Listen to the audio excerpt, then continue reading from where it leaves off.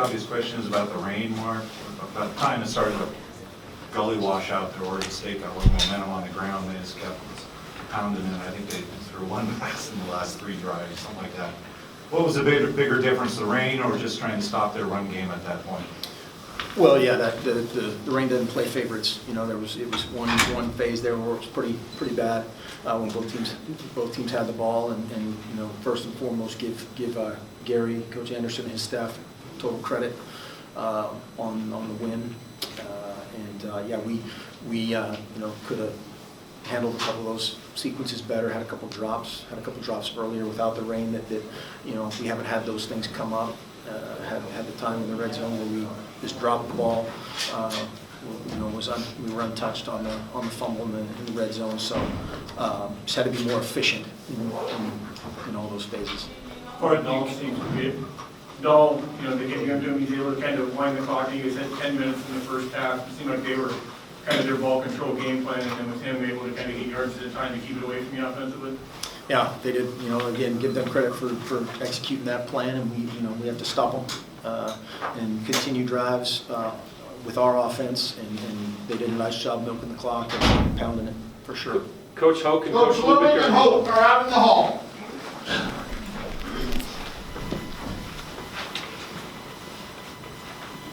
How frustrating was it in the last 3 drives, and when you kind of knew that they were going to run the ball every single time? It was just a matter of they were winning the line of scrimmage at that point.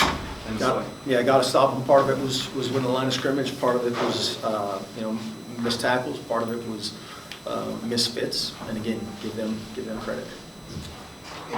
In a lot of years, this game hasn't been as competitive as it was today. Some years it has been, but just how do you feel about, you know, with the sold-out research, just this Civil War rivalry today and the way it was played?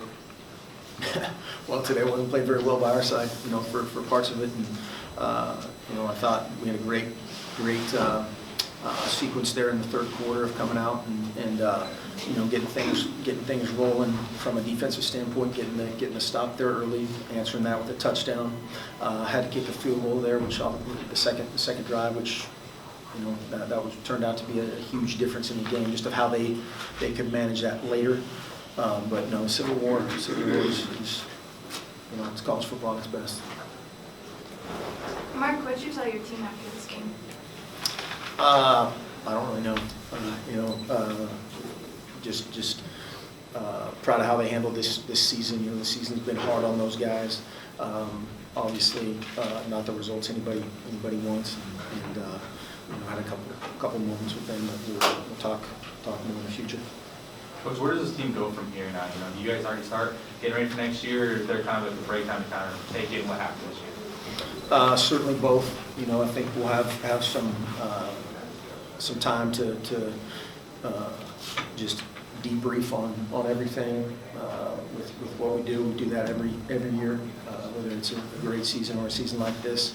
We'll recruit and then, you know, heal up mind, body with the players and finish out. They need to finish out strong academically here in the next couple weeks and move forward.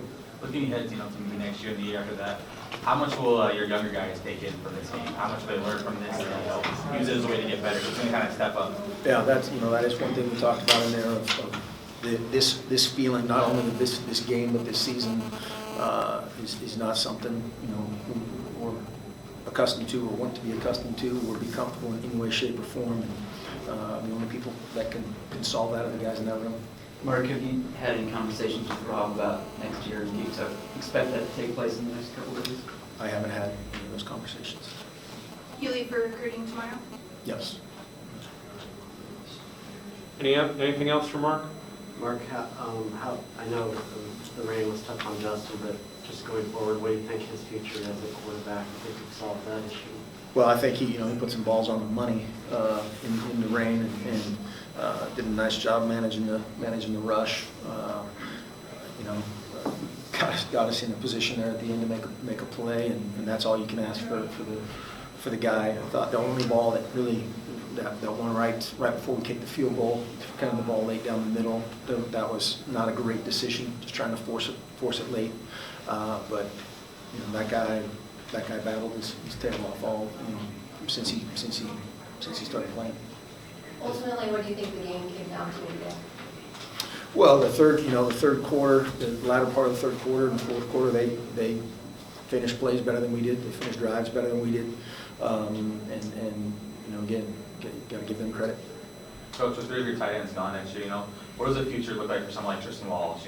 Someone who came in, got to experience this atmosphere, and now is going to get some real game time next year. I have no idea. Okay. Sorry. Mark, this is blunt, but do you feel like your job is safe? I don't make that determination. I don't, that's, nobody's job is safe in college football. That's, it's the nature of the beast, and again, very proud of how our staff handled this year and our players handled this year, but that's for somebody else to decide. How would you evaluate how you did this year? Didn't win enough games. I mean, that's blunt, but that's a fact. We have to own that part of it and own the solution. Is that hard on you, where you're not going into games knowing that no one's job is safe in college football? Is that hard on you, or are you able to just handle that?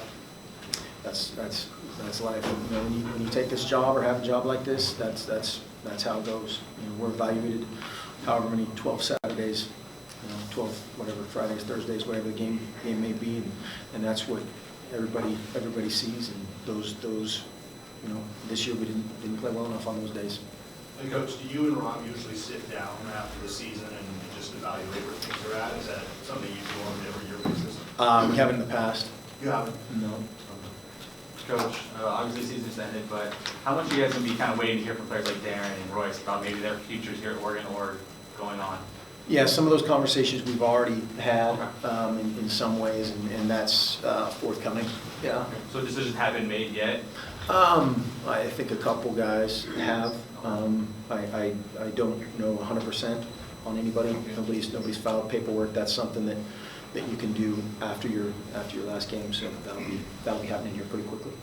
Hey, Coach, you said we didn't win enough games, but did you see growth from the start of the season to right now? I mean, and if so, what areas do you feel like the team improved? Well, absolutely, and that's what's so frustrating about it. It's the ultimate bittersweet. Very, very frustrating, but very encouraging, just in terms of how many young guys are playing, how many guys were injured, and week to week to week, it was always different. It was always something new. But that, again, everybody deals with that in the country.